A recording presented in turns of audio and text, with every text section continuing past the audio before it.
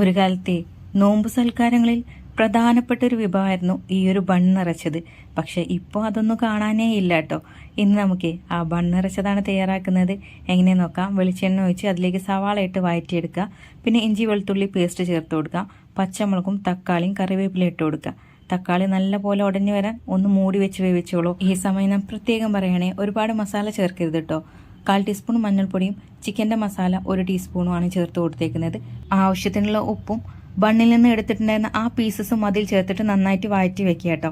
ഇതിലേക്ക് മുട്ട പുഴുങ്ങിയതും വേണം. അതുപോലെ തന്നെ ഇതിന് ബൈൻഡിങ്ങിന് വേണ്ടിയിട്ട് മൈദയും വെള്ളം കൂടെ ചേർത്തിട്ട് ഒന്ന് മിക്സാക്കി വെക്കുക കേട്ടോ.